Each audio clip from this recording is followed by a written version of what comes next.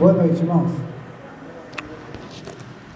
É muito bom poder louvar ao Senhor, engrandecer o nome do nosso Deus e também meditar na palavra do Senhor. E hoje nós vamos aprender um pouco mais a respeito da lei do Senhor. Irmãos, vamos abrir nossas Bíblias no Evangelho de João, capítulo 8. Evangelho de João, capítulo 8, verso 1 em diante.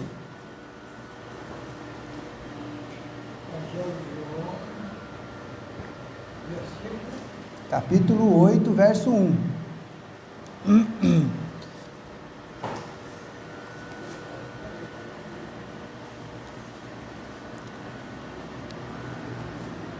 Evangelho de João, capítulo 8, a partir do primeiro verso 1. Jesus, porém, foi para o Monte das Oliveiras e pela manhã cedo tornou para o templo, e todo o povo vinha ter com ele, e assentando-se os ensinava. E os escribas e fariseus trouxeram-lhe uma mulher apanhada em adultério, e pondo-a no meio, disseram-lhe: Mestre, esta mulher foi apanhada no próprio ato, adulterando.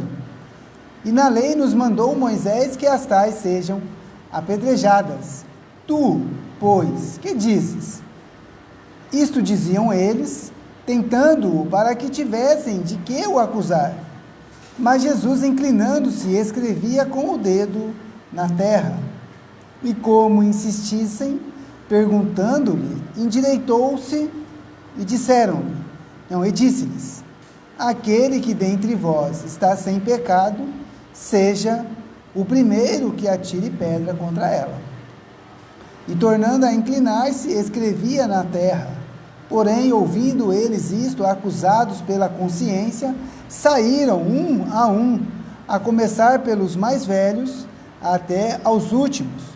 Ficou só Jesus e a mulher que estava no meio.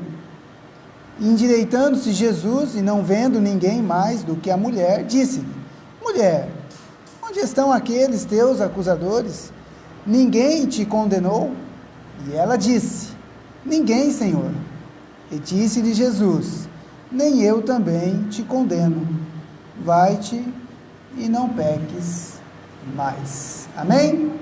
Irmãos, hoje nós vamos falar um pouco a respeito, do uso da lei de Deus de uma forma que seja legítima, de uma forma que seja correta. No texto que nós lemos aqui, nós vemos que havia um grupo de escribas e fariseus que trouxeram uma mulher pega no ato do adultério, e eles queriam aplicar exatamente aquilo que estava escrito na lei de Moisés, tá? É interessante perceber que os escribas, sabendo que Jesus estava ali no templo, e é importante que nós tenhamos isso em mente, que Jesus estava no templo, num local público, ensinando as pessoas que estavam ali no templo. De repente aparece um grupo de escribas e fariseus com a mulher pega no ato do adultério. Tá? Então, neste momento, nesse episódio, nós vemos aqui os escribas querendo aplicar a lei de Deus na prática do adultério, verso 3 e 4. E os escribas e fariseus trouxeram-lhe uma mulher apanhada em adultério, e pondo-a no meio, disseram-lhe: Mestre, esta mulher foi apanhada no próprio ato adulterando, e na lei nos mandou Moisés que as tais sejam apedrejadas. Então, lá na lei de Moisés dizia que elas tinham que ser apedrejadas. Todo aquele que era pego no ato do adultério, seja ele homem, seja ele mulher, deveria ser punido por meio do apedrejamento, tá, irmãos? E isso aconteceu lá, durante todinho o período do Antigo Testamento e até nos dias de Jesus. A gente vê aqui, esses homens querendo aplicar, mas eles não queriam somente isso. Eles também queriam que Jesus, sendo um mestre, né, alguém que ensinava, qual era a posição dele. E aí, Senhor Jesus, o que nós devemos fazer? Tá? Bem, então uma das pretensões deles também era, né, saber qual era a posição do próprio Senhor Jesus. Mas não somente isso, porque o texto diz que eles também estavam tentando ao Senhor Jesus. Olha aí o verso 6. E eles diziam, isto diziam eles, tentando, para que tivessem de que o acusar. Mas Jesus, inclinando-se, escrevia com o dedo na terra. Então, peraí, eles queriam aplicar a lei de Moisés, mas não somente isso, eles queriam tentar ao Senhor Jesus, colocar o Senhor Jesus numa situação para que pudessem depois acusá-lo, tá bom? Muito bem, então, a forma que estes homens estavam utilizando da lei de Moisés, irmãos, da lei de Deus, não era uma forma legítima. Eles estavam usando a lei de Deus para buscar a seus próprios interesses, querendo pegar Jesus em algum erro. Por quê? Porque os escribas, os fariseus, os doutores da lei, os sacerdotes, eles não gostavam de Jesus, eles não reconheciam em Jesus como o Messias, o Cristo. Então eles estavam o tempo todo ali colocando Jesus em testes, para tentar pegá-lo de alguma forma. Então eles usavam a lei de uma forma que não era legítima. Nós, irmãos, como cristãos, conhecedores da palavra de Deus, que buscamos cumprir os mandamentos do Senhor, devemos ser cuidadosos com relação à nossa interpretação própria das Escrituras. Nós temos que ser muito cuidadosos, porque interpretações erradas podem levar a atitudes que são pecado, a atitudes que são erradas. E olha, quando nós interpretamos a palavra de Deus para defender a nossa posição, isso é muito perigoso. Já desde o início, irmãos, lá atrás, quando nós voltamos lá no Éden, já havia esse tipo de interpretação para buscar seus próprios desejos. Olha só que interessante, deixa marcado aqui João, ó, vou deixar marcado, nós vamos para Gênesis, Gênesis capítulo 3,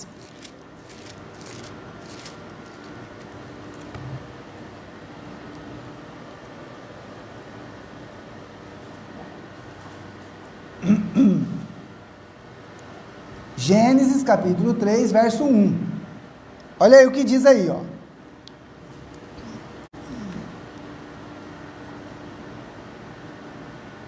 Capítulo 3, versículo 1. Ora, a serpente era mais astuta que todos os animais do campo que o Senhor Deus tinha feito. E esta disse à mulher: é assim que Deus disse: não comereis de toda a árvore do jardim? Espera aí, irmãos. A serpente aqui, né, está no papel de Satanás, o diabo, irmãos, a antiga serpente. E o que ela faz? Ela usa as palavras de Deus para enganar Eva. Olha o que ela diz. Mas espera aí, Deus não disse que de todos os frutos da árvore do jardim você pode comer? Mas Deus não tinha dito isso. Deus tinha dito, ó, você pode comer de todos os frutos, menos daquele que está no meio do jardim, que era a árvore do conhecimento do bem e do mal. Mas a serpente, usando da palavra de Deus, ela interpreta de forma diferente. Ela interpreta para tentar enganar a Eva. Ela tinha um propósito, que era fazer com que o homem, né, a mulher e o homem, desobedecesse à lei de Deus, desobedecesse aquilo que Deus tinha determinado. E o que acontece? A mulher foi enganada. Não é verdade? Nós conhecemos a história, né? A mulher olhou o fruto, argumentou, mas a serpente continuou enganando e tal, e a mulher foi enganada. Aliás, o apóstolo Paulo, quando ele escreve a Timóteo, ele diz assim, né? E Adão não foi enganado, mas a mulher sendo enganada caiu em transgressão. Então a mulher foi enganada, irmãos. A artimanha de Satanás era, de forma sorrateira, usar as palavras de Deus para enganar a mulher, enganar a Eva. E essa estratégia foi usada também pelo próprio Satanás contra o próprio Senhor Jesus. Então isso é algo antigo, irmãos. Nós temos que tomar cuidado quando nós pegamos o texto bíblico e interpretamos ou acabamos utilizando aquele texto para justificar nossas ações. A gente tem que ser cuidadoso. O uso da lei tem que ser de uma forma legítima, irmãos.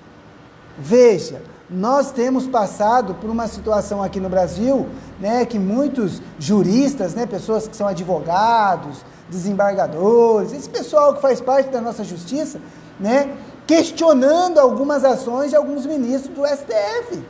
Por quê? Porque eles interpretam lá a Constituição e muitos falam assim, mas essa interpretação é nova.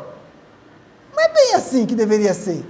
E está essa, né, confusão aí que nós vemos, né, nos bastidores aí, né, na internet, nas reportagens. Irmãos, essa forma de usar a lei era antiga. O Satanás usava a lei de Deus também para tentar enganar também o próprio Senhor Jesus. Se você for comigo lá no Evangelho de Mateus, então vamos lá para Mateus capítulo 4.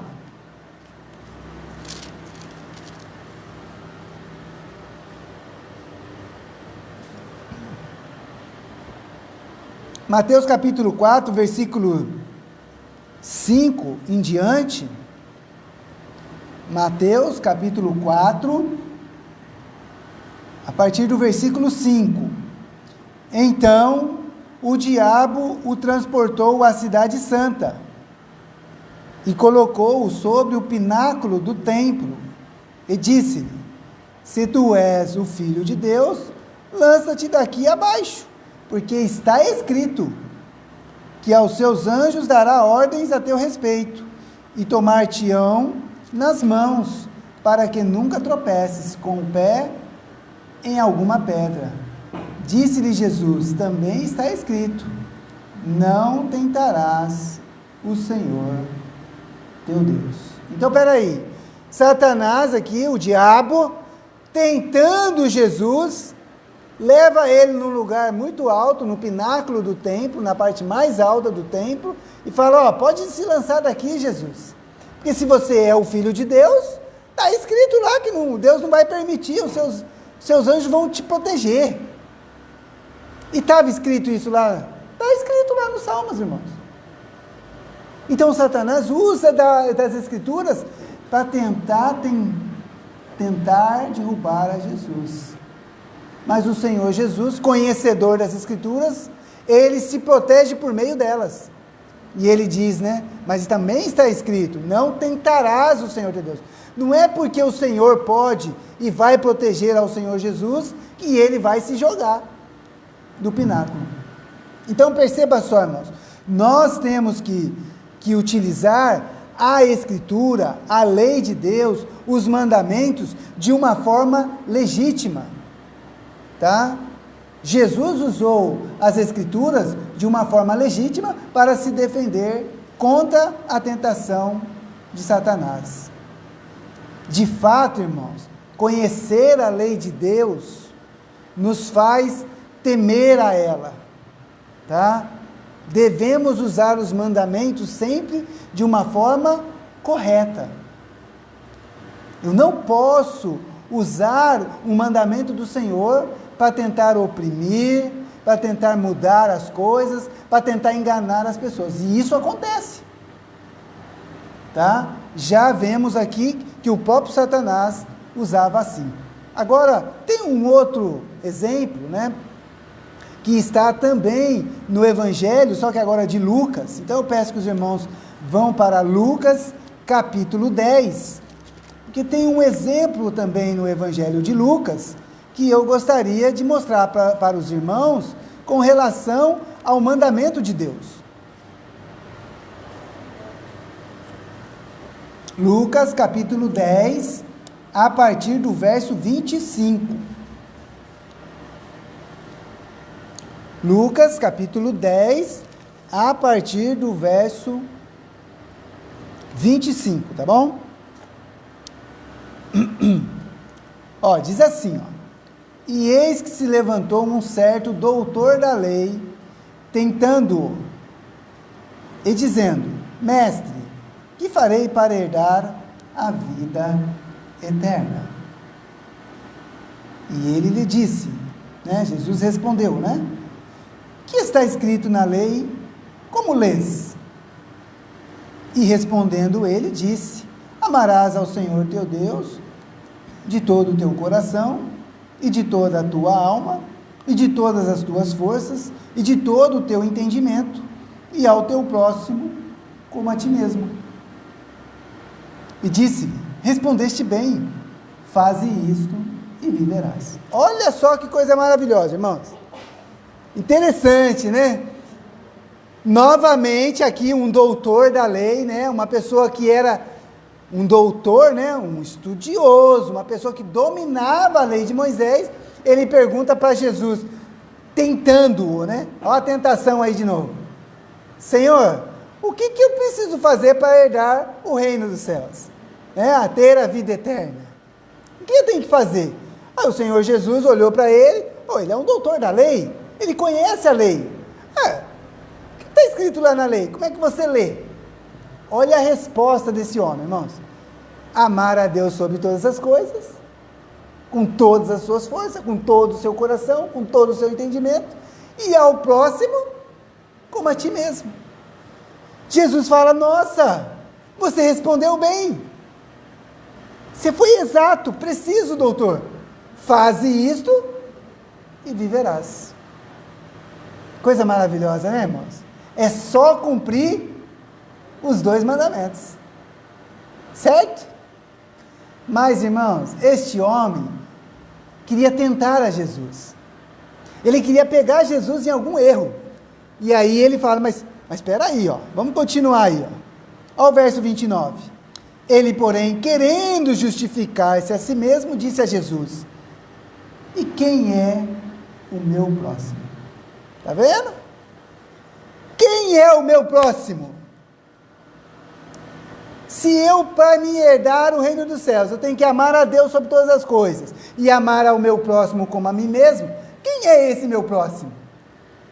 Quem é o próximo? Irmãos, esse homem era um doutor da lei, alguém que durante anos e anos estudou a lei de Moisés, os profetas, as escrituras, de forma que ele era reconhecidamente no meio do seu povo ali, do povo judeu, um doutor da lei. Como que ele ainda não sabia qual era o próximo dele, irmãos?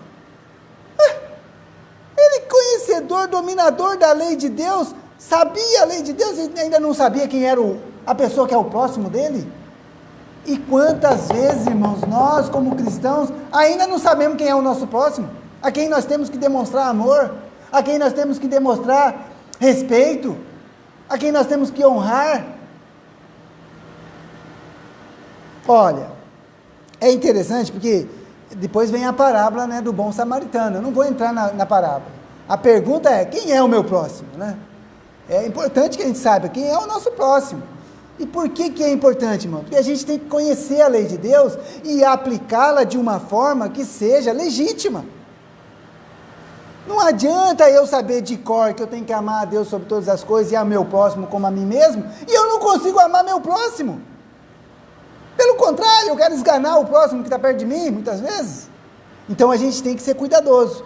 E olha só, deixa aí, né? Nós não vamos ficar no Evangelho de Lucas, vamos lá para Hebreus, tá bom? Então você vai para a carta aos Hebreus, capítulo 5. Hebreus capítulo 5.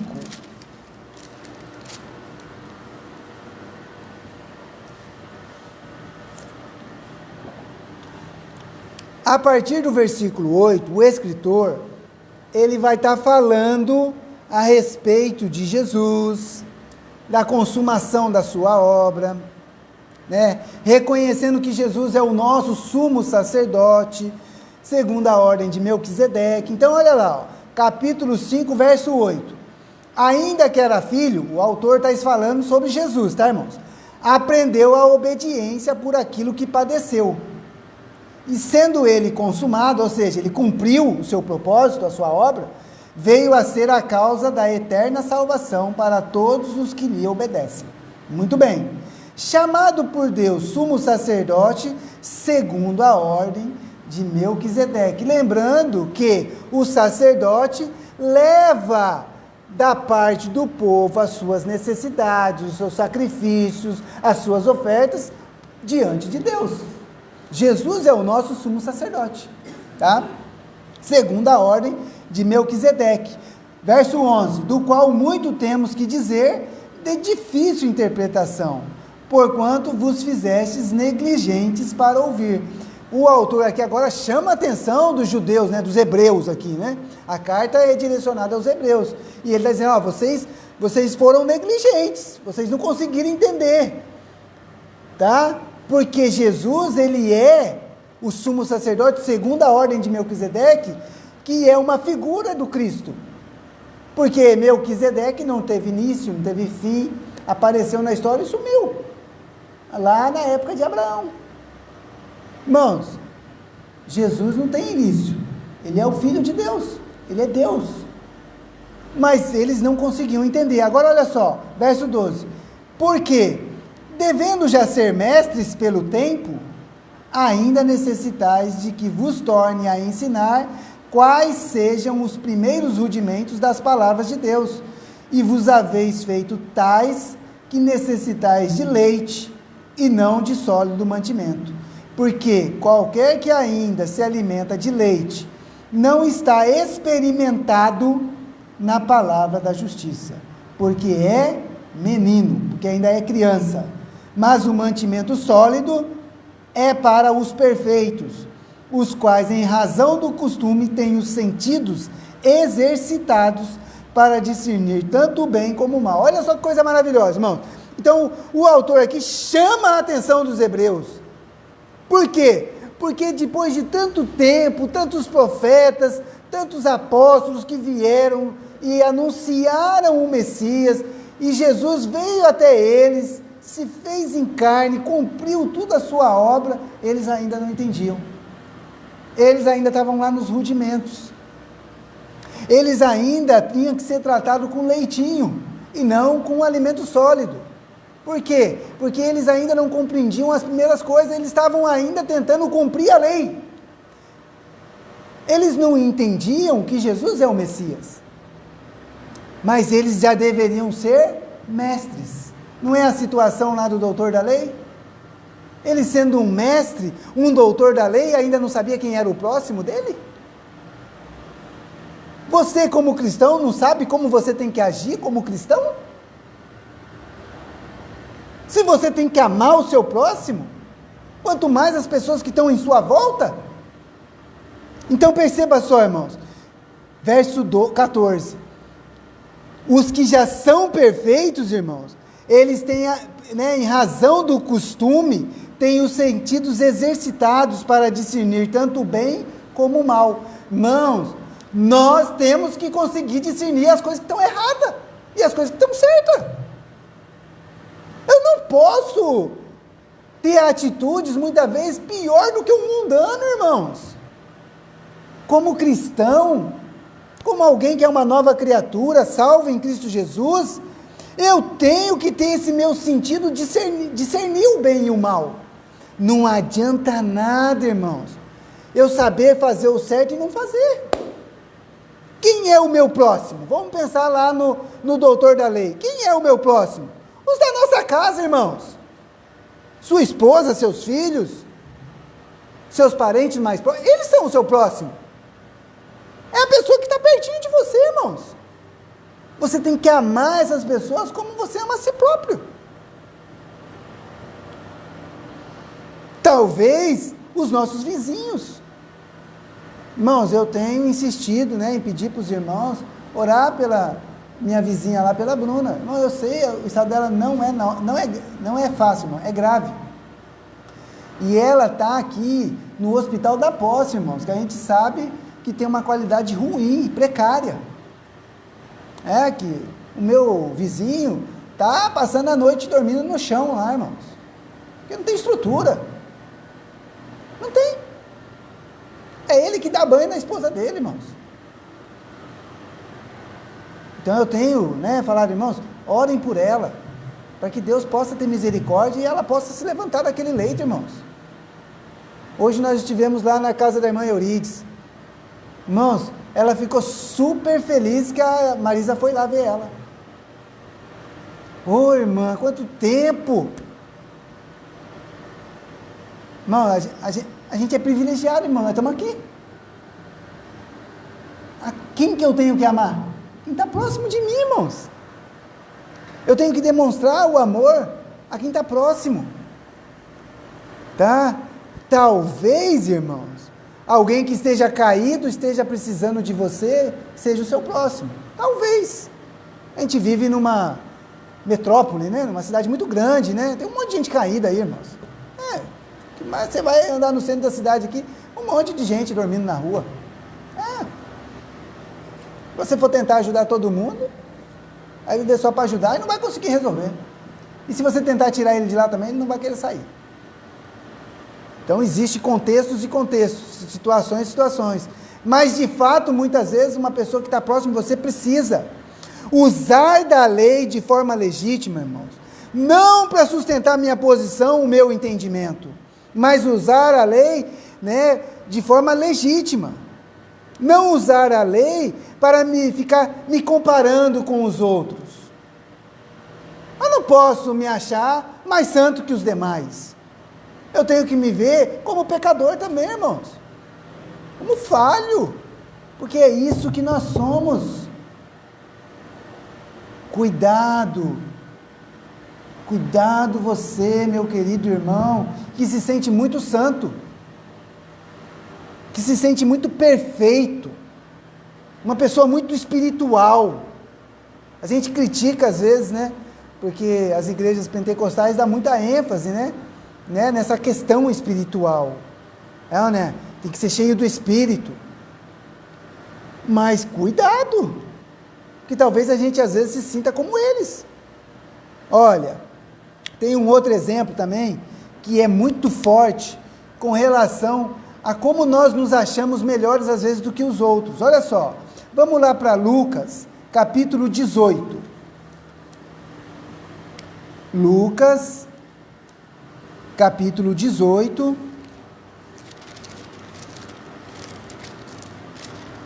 versículos de 9 a 14. Lucas, capítulo 18, versículos de 9 a 14. E disse também esta parábola. Então, Jesus está contando uma parábola. Há uns que confiavam em si mesmos, crendo que eram justos e desprezavam os outros. Aí Jesus começa a contar a história. 2 homens subiram ao templo para orar, um fariseu e o outro publicano, cobrador de impostos.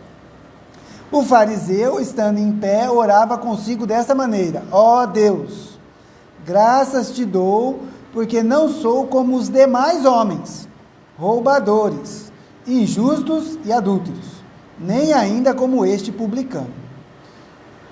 Jejuo 2 vezes na semana e dou os dízimos de tudo quanto possuo.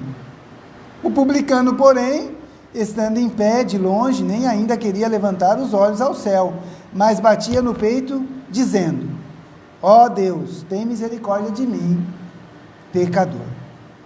Digo-vos que este desceu justificado para a sua casa, e não aquele, porque qualquer que a si mesmo se exalta, será humilhado, e qualquer que a si mesmo se humilha será exaltado.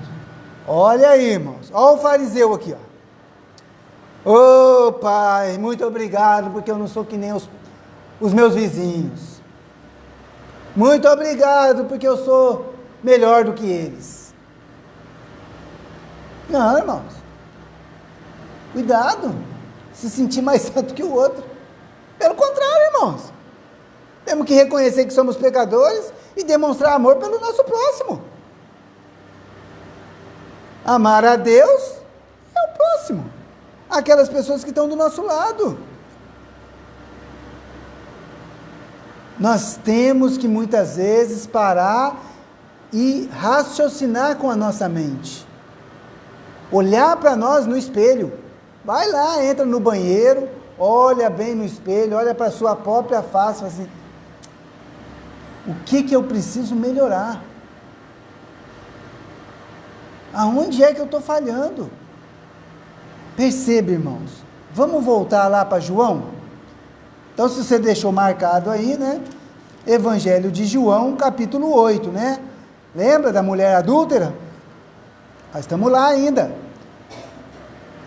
Olha só que coisa interessante.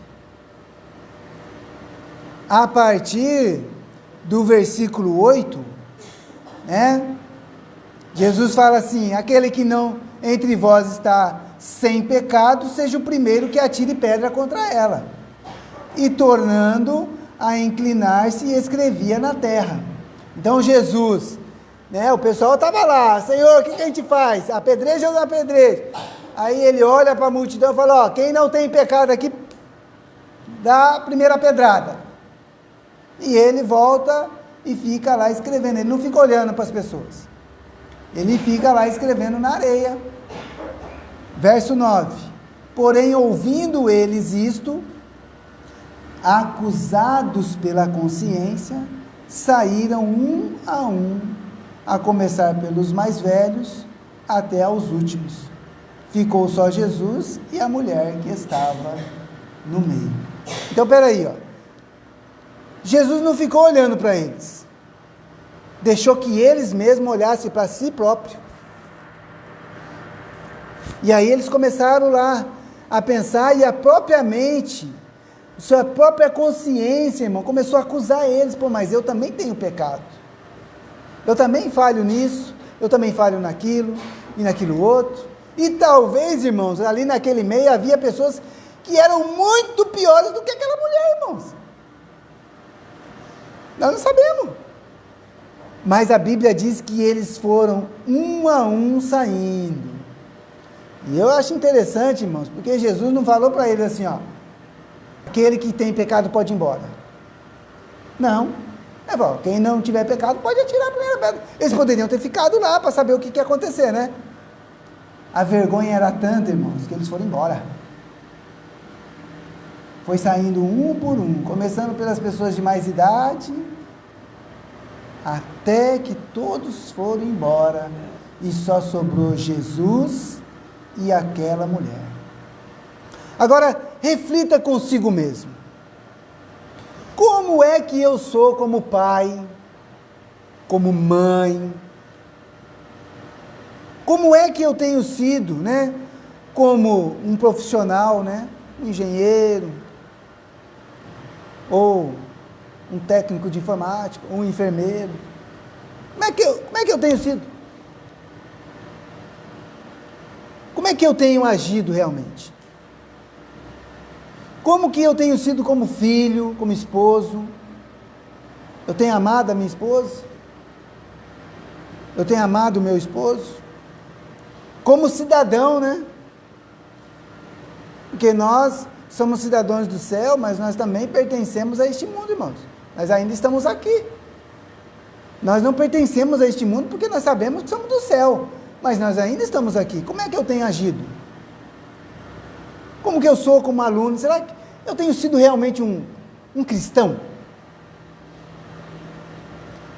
Quando eu me observo, eu tenho realmente obedecido à lei de Deus? Eu tenho usado a lei de Deus para transformar a minha vida, irmãos?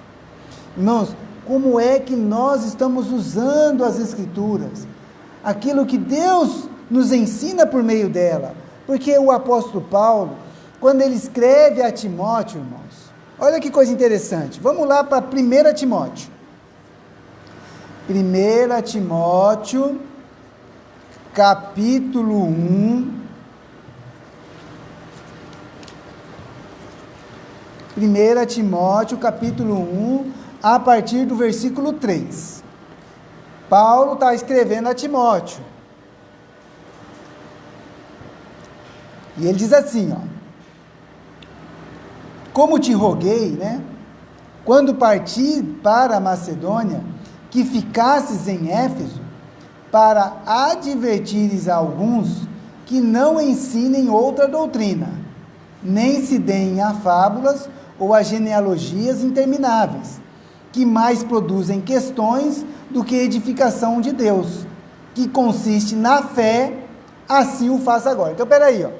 Ele está escrevendo para alguém que ele tinha deixado lá na cidade de Éfeso, lá na igreja. Então, ele diz assim, ó: eu já te roguei antes, né, quando eu parti, né, quando eu saí daqui de Éfeso e fui para Macedônia, para que advertisse, né, que não ensinassem outra doutrina. Irmãos, cuidado como nós ensinamos as Escrituras, para a gente não falhar nesses aspectos, irmãos. Aí ele falou, ó, qual era o problema que estava acontecendo, né? Fábulas e genealogias intermináveis. O que é fábula? É histórias, né, irmãos? São histórias. Cuidado com as historinhas. Cuidado com as genealogias, né? Né? Que mais produzem questões do que edificação. Irmãos, se aquilo que você está debatendo não está edificando, irmãos, desiste. Desiste desse assunto, irmãos. Parte para aquilo que edifica. Por quê? Porque para a edificação, irmãos, consiste no quê? Na fé, naquilo que nós cremos. E agora ele continua, verso 5. Ora, o fim do mandamento é o amor de um coração puro e de uma boa consciência e de uma fé não fingida. Maravilhoso isso, irmãos. Maravilhoso isso que ele está falando. Ele está dizendo que o fim do mandamento, os mandamentos de Deus, qual é o fim dele, irmãos? Para nós aqui, é um coração, é o amor de um coração puro. De um coração puro e de uma consciência boa. E de uma fé não fingida. Do que desviando-se alguns se entregaram a vãs contendas. Está vendo? Quando eu deixo de seguir o fim principal, que é o amor, que é um coração puro, que é uma consciência boa, irmãos. Se aquilo que está saindo de nossa consciência está edificando, está ajudando, está produzindo frutos, irmão. Mas alguns vão se desviando e o que causa? Contenda, briga, discussão, questões. O mandamento de Deus, irmãos, é para nós trilharmos um caminho de amor, de paz, de temperança, de domínio próprio. Pega lá em Gálatas, lá, as 9 características do fruto do Espírito, para que a gente possa trilhar um caminho. Olha o que ele diz no verso 7, querendo ser mestres da lei, e não entendendo nem o que dizem, nem o que afirmam. Interpretam errado. Irmãos, nós também cometemos esses erros, irmãos, a gente tem que ser cuidadoso. É fácil de saber se o que a gente está aplicando da lei está sendo certo, irmãos. Ela tem que produzir o quê? Amor ao próximo, amor a Deus, paz, tranquilidade, edificação. Irmãos, não queira ser mestre, não queira ser o doutor da lei. Lembra lá do doutor? Sim, mas quem é meu próximo? Não, irmãos. Olha o que ele diz no verso 8. Sabemos, porém, que a lei é boa, se alguém dela usa legitimamente. Amém? A lei de Deus, irmãos, os mandamentos do Senhor, os ensinamentos dos apóstolos é bom, mas nós temos que usar ele de forma legítima, de forma certa. Eu não posso usar da lei para tentar pegar o outro no pulo, que era o que estavam fazendo com Jesus. Aqui, Senhor, uma adúltera aqui, ó, pegada no ato, está aqui, ó, vamos apedrejar? Tentando o Senhor. E o doutor da lei lá? Ô Senhor, o que eu tenho que fazer para poder ter a vida eterna? Ué, você não sabe? Você é um doutor da lei? Me digas tu. Tem que amar a Deus e ao próximo. Então faz isso. É tão difícil assim amar o nosso próximo? Usar a lei de Deus de forma legítima, e então ela será boa. Se ao utilizar a lei, trazemos tristeza, dor, vãs contendas, disputa, revanchismo, angústias, devemos parar e refletir, irmãos. A lei de Deus tem que produzir algo bom e não algo ruim, irmãos. Para nós, como cristãos, se eu quero aplicar a lei para os irmãos aqui, ela tem que produzir algo bom. Talvez para quem está lá fora, que não crê no Senhor, que não tem o temor do Senhor, talvez ele não entenda, irmãos, mas ele está na ignorância. Ele não conhece a Deus. Mas para nós, irmãos, tem que produzir algo bom. Nós temos que refletir. Se eu estou atentando aqui, ó, pegando no pé da Débora aqui, e em vez de eu ter uma filha alegre, feliz, contente, que gosta do ambiente da casa dela, que gosta do pai, da mãe, se em vez disso eu tenho uma criança lá revoltada, querendo fugir de casa, opa, peraí, para, pensa direito, meu querido irmão, você tem que aplicar a lei de Deus de uma forma legítima, porque ela é boa. Você tem dúvida? Presta atenção na leitura que o irmão Estevão tem feito todos os domingos à noite aqui, que é o Salmo 119. Vai lá e vê o tanto que a lei de Deus é exaltada. O mandamento, o estatuto, as ordenanças. Pega lá o Salmo 119 e vá lendo. A lei de Deus é boa. Ela é excelente. Ela é mais preciosa do que os rubis, do que o ouro puro. A lei de Deus produz algo bom, irmãos. O problema é que nós usamos a lei de Deus de forma ilegítima, de forma errada. E aí o que produz? Contenda, tristeza, dor, angústia. A lei de Deus, ela é boa. A lei de Deus, ela é viva, ela é eficaz, ela nos transforma. Vamos voltar para João e vamos encerrar a nossa mensagem lá. João capítulo 8, versículo 10. E endireitando-se Jesus, e não vendo ninguém mais do que a mulher, disse-lhe: mulher, onde estão aqueles teus acusadores? Ninguém te condenou? Aonde que estão os acusadores? Ninguém te condenou? Jesus não falou para apedrejar, nem para não apedrejar. Ele falou: aquele que não tem pecado, que atire a primeira pedra. Aquele monte de gente acusando ela ali, começou a refletir com a sua própria consciência, e um por um foi indo embora, e todos foram embora, ninguém sobrou, só Jesus e a mulher. O que Jesus faz? Dá uma pedrada nela? Não. Não. Olha o que ele diz aí, ó. Ele diz a ela: ninguém, Senhor. Ela respondeu, né? Ninguém, Senhor. E disse-lhe Jesus: nem eu também te condeno. Vai-te e não peques mais. Porque a lei de Deus produz vida, salvação, transformação. Nós não sabemos o que aconteceu com essa mulher, irmãos. Mas se ela obedeceu o que o Senhor ensinou, produziu vida, restituição do casamento, uma nova criatura. Vá e não peques mais. Ninguém ficou para acusar, nem Jesus condenou aquela mulher. E ele poderia ter condenado, mas Jesus veio para salvar. João capítulo 3, verso 17. Jesus veio a este mundo, não para condenar este mundo, mas para salvar o mundo. E é esse Jesus que nós pregamos. E é esse Jesus que nós cremos. E é esse Jesus que nós queremos que as pessoas acreditem, depositem a confiança e a sua fé. Não no Jesus que quer apedrejar, que quer mostrar somente os erros, que quer usar a lei de Deus para condenar as pessoas. Não.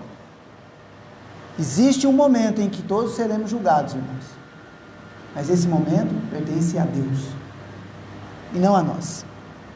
A lei de Deus, usada legitimamente, produz vida, salvação, transformação, uma nova criatura, um povo feliz, uma família feliz, um povo de paz. Se a lei de Deus não tem produzido essas coisas na sua vida, meu querido, para e reflita. Nós temos que usar a lei de Deus de forma legítima. Amém? Que Deus possa abençoar as nossas vidas. E talvez alguém que está nos assistindo, que ainda não crê no Senhor Jesus, faça isto esta noite. Porque aquele que crê no Senhor tem a vida eterna. E não entrará em condenação, mas passou da morte para a vida. Amém? Vamos orar. Pai querido, Pai amado, obrigado, ó Pai, porque a Tua palavra tem nos ensinado muitos mandamentos, mas esses mandamentos é para o nosso bem e não para o nosso mal. Pai querido, nos dê sabedoria, nos dê um coração puro, uma mente correta, pura, certa. Pai, nos ajuda a ter amor, que nós possamos amar o nosso próximo, que nós possamos ajudar aqueles que precisam, e que nós nunca usemos da lei do Senhor para os nossos próprios desejos e entendimentos. Ajuda-nos, ó Pai, a cumprir a Tua vontade, para que o Teu nome seja glorificado, ó Pai, em nosso meio. Pai, abençoa cada um dos Teus servos aqui esta noite, abençoa aqueles que nos assistem, que a Tua palavra possa produzir salvação, vida, paz, alegria, porque é isto que nós cremos, e é isto que acontece em nossas vidas, que outras pessoas também possam alcançar este entendimento e essa transformação. Nós te pedimos, ó Pai, e te agradecemos em nome de Jesus. Amém. Irmãos, uma oração silenciosa, estamos encerrados. Deus abençoe.